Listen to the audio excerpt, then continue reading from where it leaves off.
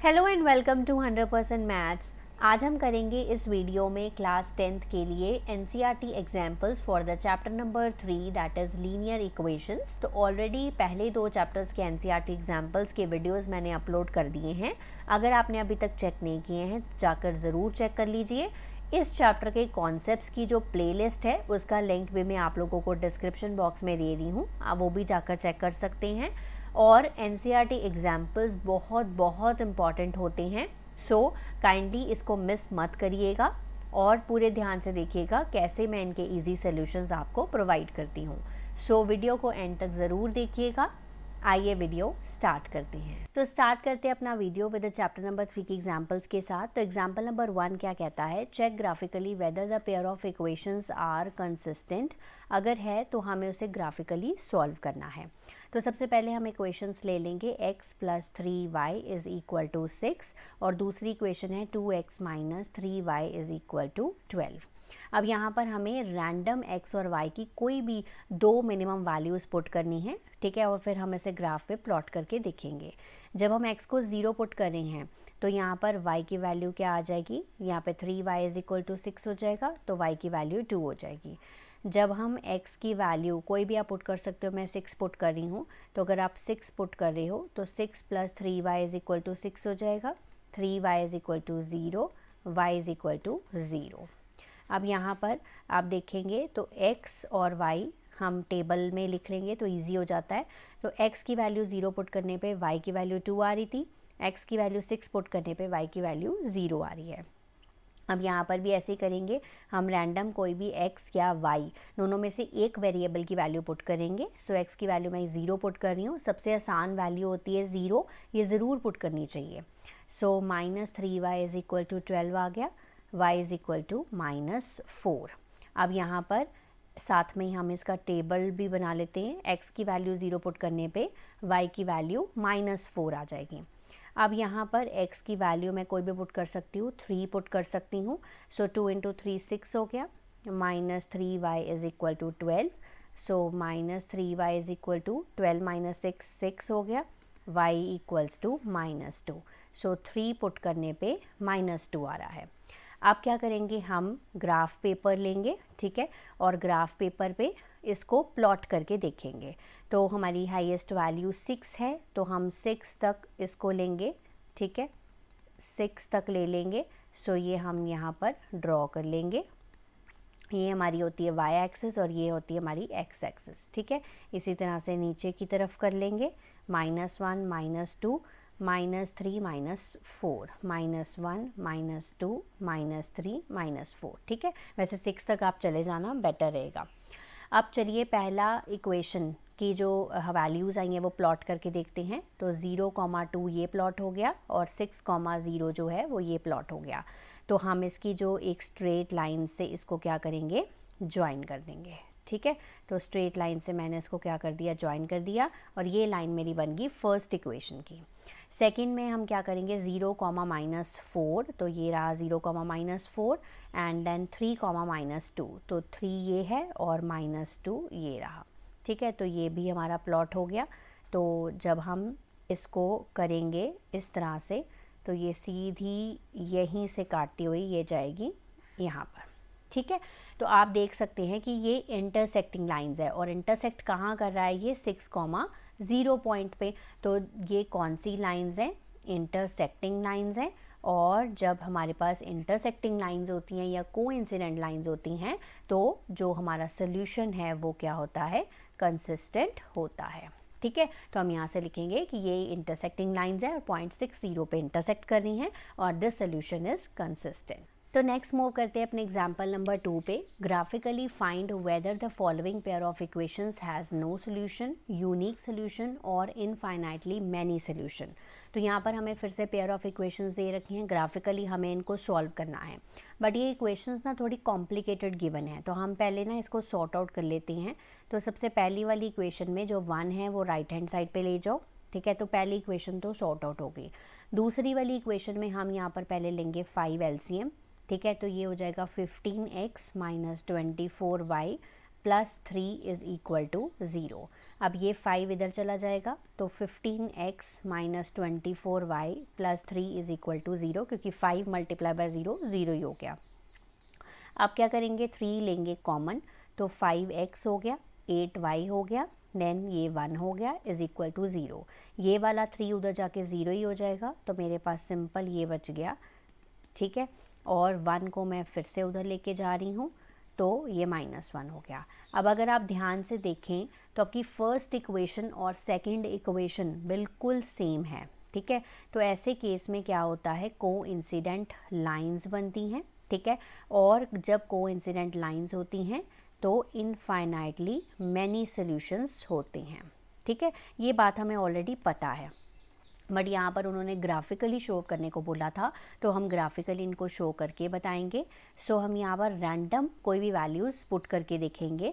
So random हमने y की values 2 put कर दी, ठीक है। तो y की वैल्यू जब मैं 2 पुट करने जा रही हूँ तो ये 16 हो जाएगा, ठीक है। उधर जाके प्लस 16 हो गया, तो ये बचा 15। सो x की वैल्यू आ गई 3। सो y की वैल्यू 2 पुट करने पे मेरे पास x की वैल्यू कितनी आ रही है, 3 आ रही है। आप एक कोई भी और रैंडम वैल्यू ले सकते हैं, तो मैं यहाँ पर ले रही हूँ 7। तो 5x माइनस 56 इक्वल टू -1, तो 5x उधर जाके हो जाएगा 55, तो x हो गया 11। तो x की वैल्यू 11 आ रही है यहाँ पर y की वैल्यू 7 पुट करने पे, ठीक है। अब जब आप इसको ग्राफ पे प्लॉट करोगे, क्योंकि दोनों इक्वेशन सेम है, ठीक है, तब आप ग्राफ पे प्लॉट करोगे तो एक ही लाइन बनेगी। तो एक ही लाइन का क्या मतलब है कि वो कोइंसिडेंट लाइंस है और इनफाइनाइटली क्या है, मैनी सॉल्यूशंस हैं। अब आप इसको कर सकते हो ग्राफ पेपर पर, सिर्फ आपको ये क्या करना है, ड्रॉ करना है, राइट। नेक्स्ट मूव करते हैं एग्जाम्पल नंबर 3 पे। Champa went to a sale to purchase some pants and skirts. When her friends asked her how many of each she had bought, she answered, "The number of skirts is 2 less than twice the number of pants purchased." ठीक है, तो यहाँ पर बात किसकी हो रही है, नंबर ऑफ शर्ट्स की, नंबर ऑफ स्कर्ट्स की और नंबर ऑफ पैंट्स की, ठीक है। तो दो चीज़ें हैं, ठीक है। और उसने कहा कि नंबर ऑफ जो स्कर्ट्स हैं वो 2 लेस देन है twice the number of pants purchased. तो पीछे कौन सी चीज़ है, नंबर ऑफ पैंट्स। तो लेट हम मान लेते हैं कि let the number of pants purchased वो क्या है, आपके पास x हैं, ठीक है। और नंबर ऑफ जो स्कर्ट्स हैं परचेज्ड वो क्या है, y हैं, ठीक है। अब दोबारा से हम इसको पढ़ेंगे। Number of skirts means y, is का मतलब is equal to 2 less than मतलब -2, twice the number of pants means 2x, ठीक है। ये हो गया आपकी फर्स्ट लाइन से फर्स्ट इक्वेशन बन गई, ठीक है। अब ऑल्सो पे आ जाओ। Also the number of skirts क्या है, y, इज का मतलब is equal to 4 less than means -4, 4 times the number of pants purchase, तो 4 टाइम्स मीन्स 4x। तो देखो हमने दो हमारी इक्वेशंस बन गई। Help her friends to find out pants and skirts Champa bought. तो हम इन दो इक्वेशंस को क्या करेंगे, सॉल्व करेंगे, ठीक है। और number of pants and number of skirts को फाइंड आउट करेंगे, ठीक है। तो सबसे पहले हम यहाँ पर क्या करेंगे, y is equal to 2x minus 2 है, y is equal to 4x minus 4 है। इसको इक्वेशन नंबर 1 मार्क कर लो, इसको इक्वेशन नंबर 2 मार्क कर लो, ठीक है। अब सॉल्व करेंगे फर्स्ट इक्वेशन को। तो फर्स्ट इक्वेशन में हम क्या करने जा रहे हैं, रैंडम कोई भी x की वैल्यूज़ पुट करने जा रहे हैं। सो x की वैल्यू मैं फर्स्ट में 0 पुट कर देती हूँ, ठीक है। तो x की वैल्यू मैंने 0 पुट कर दी, तो 0 पुट करूँगी तो क्या आ जाएगा, y की वैल्यू -2 हो जाएगी। और x की वैल्यू अगर मैं यहाँ पर 1 पुट कर देती हूँ, सो y की वैल्यू हो जाएगी 2 × 1 2 -2 दैट इज़ इक्वल टू 0। सो हम इसका एक टेबल बना लेते हैं, ईजी हो जाता है वो करना। तो x की वैल्यू 0 पुट करने पे y की वैल्यू -2 आ रही है, और x की वैल्यू 1 पुट करने पे y की वैल्यू 0 आ रही है। सो सेकंड इक्वेशन को भी हम ऐसे ही सॉल्व कर लेंगे। तो सबसे पहले x की वैल्यू मैंने 0 पुट कर दी, सो y की वैल्यू -4 आ जाएगी, और x की वैल्यू अगर मैं 1 पुट कर दूं तो y की वैल्यू 0 बन जाएगी, ठीक है, तो यहाँ पर भी एक टेबल ड्रॉ बना लेते हैं हम। सो x की वैल्यू 0 पुट करने पे y की वैल्यू -4, 1 एंड 0, राइट। अब यहाँ पर इसमें हम क्या करेंगे, 1 2 3 4, अब इसको ग्राफ पे क्या करना है, प्लॉट करके देखना है, ठीक है। -1 -2 -3 -4, ऐसे ही यहाँ पर -1 -2 -3 एंड -4, राइट। अब फर्स्ट में 0, -2, 0, -2 ये हमारा हो गया। देन 1, 0, 1, 0 हमारा ये वाला पॉइंट हो गया। तो ये हमारी फर्स्ट इक्वेशन का क्या बन गई, लाइन बन गई, ठीक है। सेकंड में 0, -4, ये रहा 0, -4 और 1, 0 सेम है। सो ये बन गया हमारे पास इस तरह से, ठीक है। तो ये हमारा जो इंटरसेक्टिंग लाइंस बन रही हैं और कहाँ पर इंटरसेक्ट कर रही हैं, हमारे पास 1, 0 पॉइंट पे इंटरसेक्ट कर रही हैं। सो x की वैल्यू यहाँ पर क्या है, 1 है और y की वैल्यू क्या है, 0 है, क्योंकि ये कौन सा पॉइंट है, 1, 0 पॉइंट है, ठीक है। अब यहाँ पर 2 लाइंस, तो ये इंटरसेक्ट है। तो नंबर ऑफ जो स्कर्ट्स थी और पैंट्स थी, नंबर ऑफ पैंट्स कितनी थी, x, तो ये होगी नंबर ऑफ पैंट्स, मतलब नंबर ऑफ पैंट्स उसकी कितनी परचेज़ की हैं, 1, एंड उसने कोई भी स्कर्ट परचेज़ नहीं की है, तो ये हो गई नंबर ऑफ स्कर्ट्स।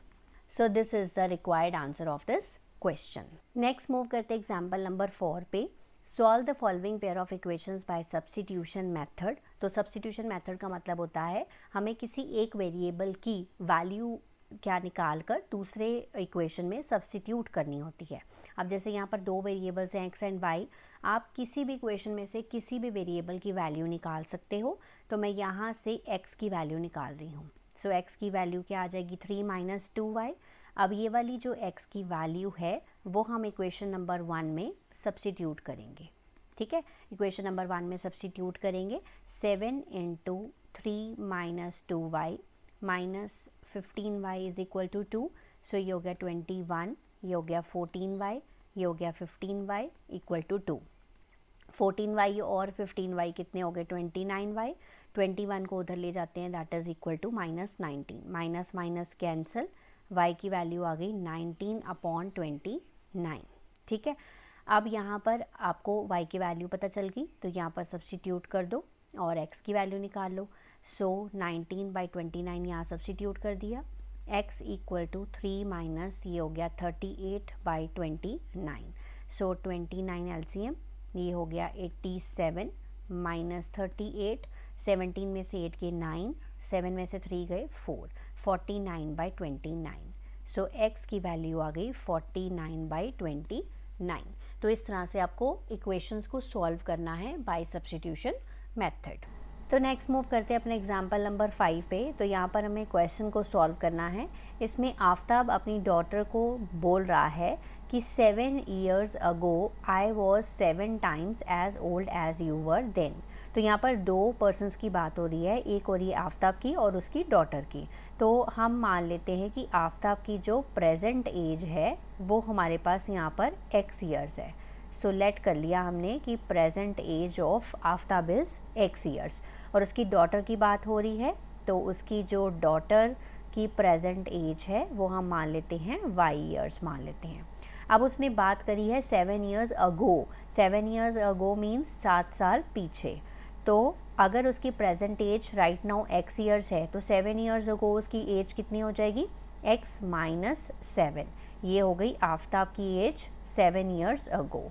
अब आप अपनी एज सपोज करके देखिए कि अगर आपकी एज आज 14 years है, तो 7 years पहले कितनी थी, 7 years थी। आपने क्या किया, 7 को माइनस किया। यहाँ पर भी प्रेजेंट एज से हम 7 को माइनस करेंगे। और फिर आ जाती है डॉटर की एज, तो डॉटर की एज 7 years पहले कितनी थी, y - 7 थी। अब हम फिर स्टेटमेंट को पढ़ते हैं। आफ्ताब कह रहा है कि 7 years ago I was, I means Aftab, तो x - 7, I was 7 times, 7 times means 7 into as old as you were then, तो as old as your daughter, मतलब x - 7 is equal to 7 times the daughter's age। Okay, तो यहाँ से हमारी बन जाएगी first equation. तो मैं यहाँ से इसको थोड़ा सा सॉर्ट आउट कर देती हूँ। सो x - 7y कर लिया, -49 + 7। सो मेरी जो इक्वेशन बनकर आ रही है that is equal to x - 7y is equal to 49 में से 7 गए, हमारे पास -42।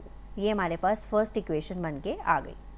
अब उसने कहा आप also 3 years from now, 3 years from now मतलब आफ्टर 3 years, है ना, आफ्टर 3 years। अब अगर उसकी प्रेजेंट एज जो है वो x ईयर्स है तो आफ्टर 3 years क्या हो जाएगा, इसमें हम प्लस कर देंगे। सो आफ्टर 3 years आफ्ताब की जो एज है वो x + 3 हो जाएगी और उसकी जो डॉटर है उसकी एज कितनी हो जाएगी, y + 3 हो जाएगी। ठीक है, आई शैल बी, अब आफ्ताब कह रहा है आई शैल बी यानी कि आफ्ताब की age is equal to 3 times as old as you will be। 3 times means 3 into इसकी डॉटर की age. So x + 3 is equal to 3y + 9। इस 3y को हम इधर ले आते हैं, इस 3 को हम उधर ले जाएंगे तो ये माइनस हो जाएगा, तो x - 3y is equal to 6। ठीक है, अब ये हमारे पास दो इक्वेशंस आ गई। अब हमने क्या करना है, आफ्ताब की एज और डॉटर की एज को फाइंड आउट करना है, मतलब x और y की वैल्यूज़ को फाइंड आउट करना है। तो आप सब्स्टिट्यूशन मेथड लगा सकते हैं। ठीक है, तो मैं यहाँ से x की वैल्यू जो है वो 6 + 3y निकाल लेती हूँ, है ना। ए वेरिएबल्स को x की वेरिएबल की जो वैल्यू है वो हम फर्स्ट इक्वेशन में सब्स्टिट्यूट करने जा रहे हैं। So put the value of x in equation number 1। Equation number 1 में पुट कर देती हूँ, 6 + 3y - 7y इक्वल्स टू -42। तो 6 - 4y equals to -42, -4y -42 -6 -4y -48 आ गया, माइनस माइनस कैंसिल, और एज हमें पता है कि नेगेटिव नहीं आ सकती है। सो यहाँ पर देखो y आ रहा है 12। दैट मीन्स उसकी जो डॉटर की एज है वो कितनी है, 12 years है।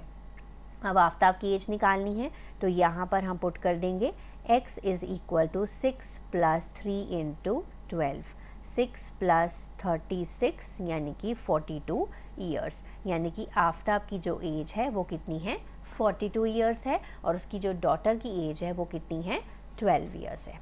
राइट, नेक्स्ट सॉल्व करते हैं एग्जाम्पल नंबर 6 को। In a shop the cost of 2 pencils and 3 erasers। यहाँ पर दो चीज़ों की बात की गई है, पेंसिल्स और इरेज़र की, और हमें cost of each pencil and each eraser find out करना है। तो जो भी फाइंड आउट करना हो पहले आप उसे सपोज कर लीजिए। So let the cost of each pencil is equal to x rupees, okay, and cost of each eraser is ₹y। ठीक है, अब उसने कहा कि cost of 2 pencils means 2x plus 3 erasers, 3 erasers means 3y equals to 9। ये बन गई first equation. Then cost of 4 pencils, तो 4 pencils means 4x plus 6 erasers means 6y is equal to 18। ठीक है, ये दो इक्वेशंस यहाँ पर बन गई। अब यहाँ से हम क्या करेंगे, किसी एक वेरिएबल की वैल्यू निकालेंगे और दूसरी इक्वेशन में सब्स्टिट्यूट करेंगे। तो mark it as equation number 1 and 2। इसमें से आप x की वैल्यू निकाल लीजिए। सो 9 - 3y हो गया, x is equal to 9 - 3y divided by 2। ये आ गई आपकी x की वैल्यू। अब ये x की वैल्यू आप इस इक्वेशन में सब्स्टिट्यूट कर दो। So 4 × 9 - 3y divided by 2 plus 6y equals to 18। So 36 - 12y divided by 2। यहाँ एक और काम कर सकते हो, ये 2 4 के साथ कट ही जाएगा। सो 2 9 हो गया 18 minus 6y plus 6y is equal to 18। ठीक है, अब यहाँ से 6y कैंसिल हो गया, तो हमारे पास यहाँ पे क्या आ रहा है, 18 इज़ इक्वल टू 18। ठीक है, तो अब यहाँ पर हम लिखेंगे कि ये स्टेटमेंट जो है, अब यहाँ पर तो वेरिएबल तो कोई बचा नहीं, तो ये स्टेटमेंट जो है वो सारी वैल्यूज़ ऑफ y के लिए क्या है, ट्रू है। तो हमें बट यहाँ पर कोई भी स्पेसिफिक वैल्यू ऑफ x नहीं मिलेगी। तो ऐसी सिचुएशन में क्या होता है, इनफाइनाइटली मैनी सॉल्यूशंस होते हैं। तो जब हम इसे ग्राफ पे प्लॉट करके देखेंगे तो हमारे पास कौन सी तरह की लाइंस बनेंगी, कोइंसिडेंट लाइंस बनेंगी, ठीक है। तो हम यहाँ पर लिखेंगे कि this has infinitely many solution, so we can not find a unique solution, unique cost of a pencil and each eraser. So next move करते हैं एग्जाम्पल नंबर 7 पे। Two rails are represented by the equations, तो 2 rails हैं और इन equations के साथ उसे represent कर रही हैं। क्या ये रेल्स क्रॉस कर रही हैं ईच अदर को, तो ये पता करना है हमें यहाँ पर। तो सबसे पहले यहाँ पर x + 2y, ठीक है, इज़ इक्वल टू 4 को मैं उधर ले गई, यहाँ से मैंने x की वैल्यू जो है वो निकाल ली है, ठीक है।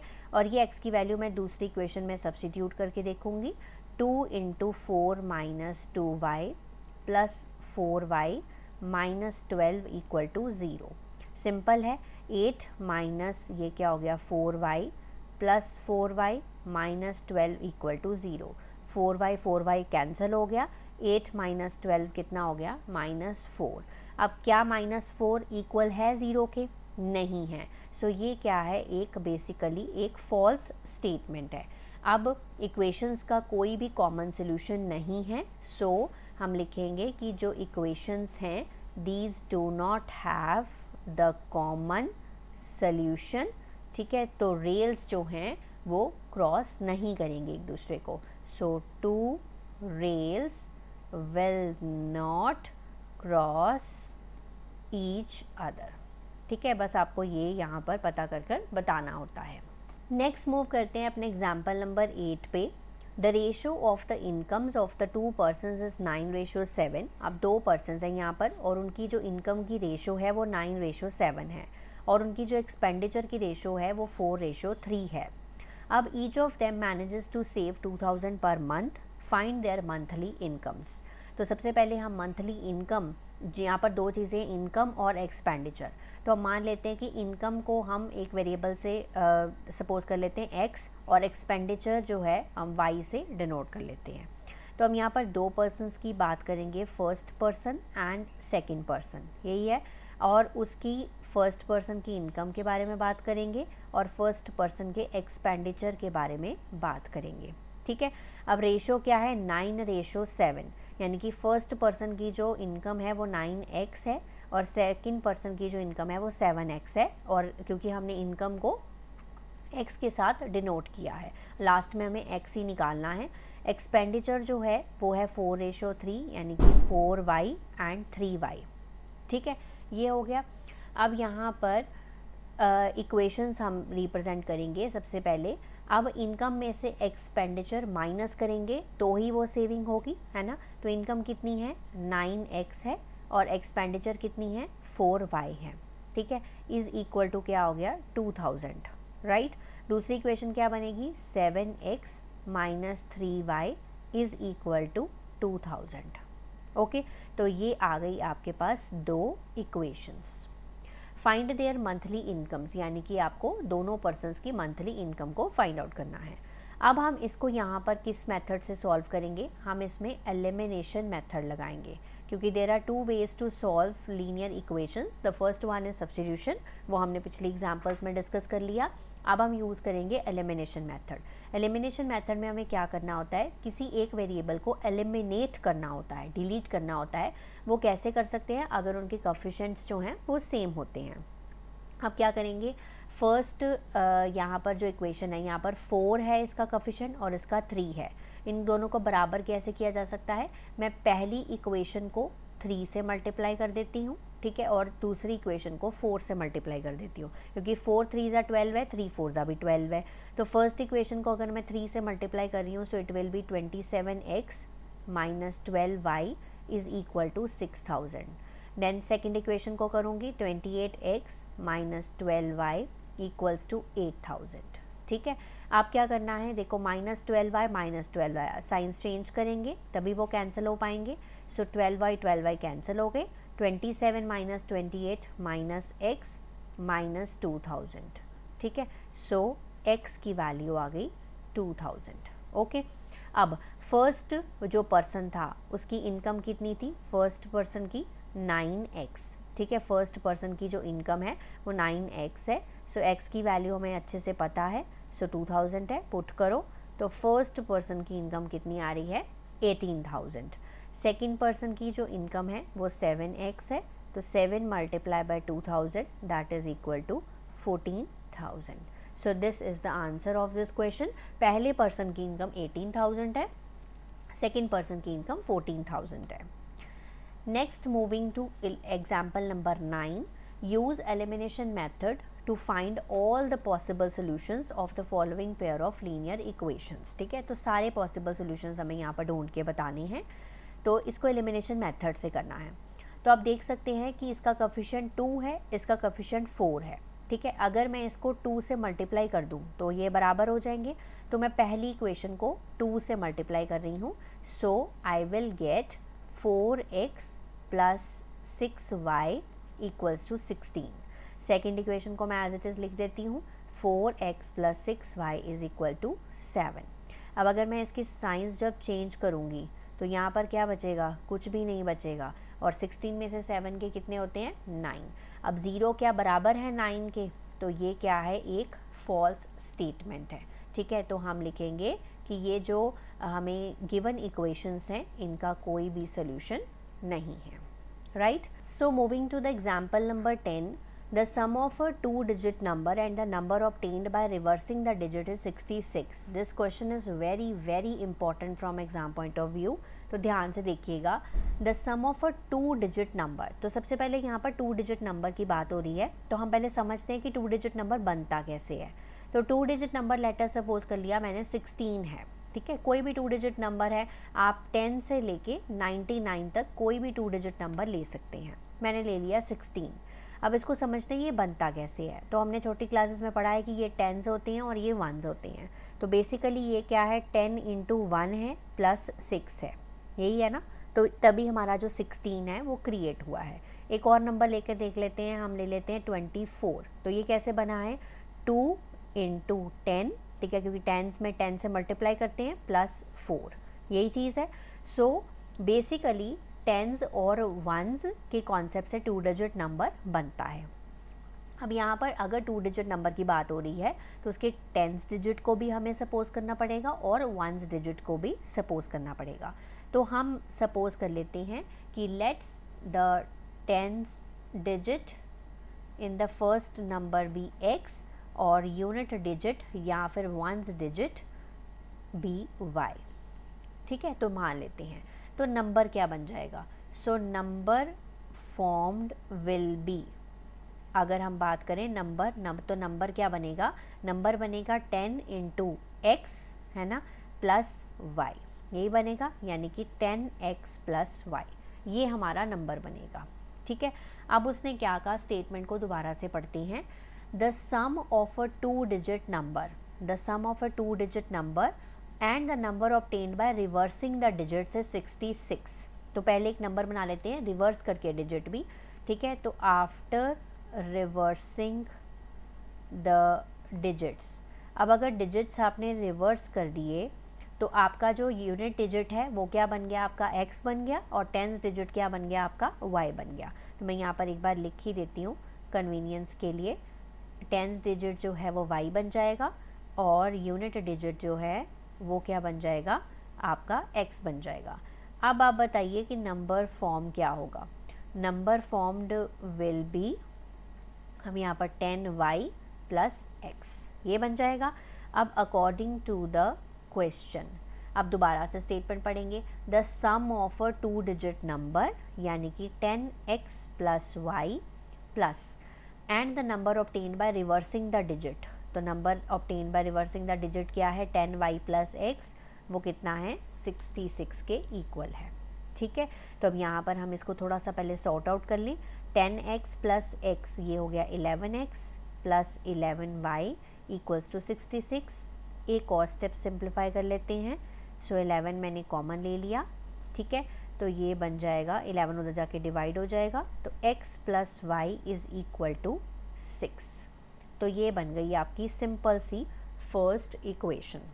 ठीक है, if the digit of the number differ by 2, अब कह रहा है दूसरी बात कि अगर डिजिट जो है नंबर के वो डिफ़र करते हैं 2 के साथ, यानी कि x minus y is equal to 2, right.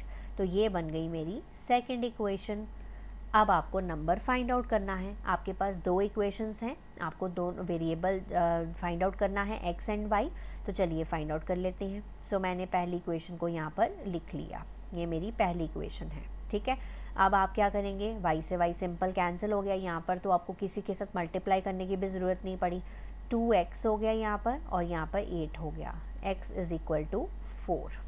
अब आप x की वैल्यू यहाँ सब्स्टिट्यूट कर दो, तो ये हो गया 4 plus y is equal to 6, तो y आ गया आपका 2। अब आपको नंबर ढूंढना है, तो नंबर कैसे ढूंढोगे, इसमें पुट करो, ठीक है। सो अगर हम 10x प्लस वाई पुट करेंगे, सो 10 इंटू 4 प्लस 2 यानी कि 42, ठीक है, 42। और हम अगर रिवर्सिंग द डिजिट्स कर लें, 10y प्लस x कर दें, so 10 into 2 plus 4 that is equal to 24। So यहाँ पर 42 एंड 24 नंबर्स आर देयर। उसने ये भी पूछा था ना कि how many such numbers are there, तो 24 और 42 दो नंबर्स यहाँ पर बन रहे हैं, राइट। तो ये हो गया आपका लीनियर इक्वेशंस चैप्टर की एग्जाम्पल्स।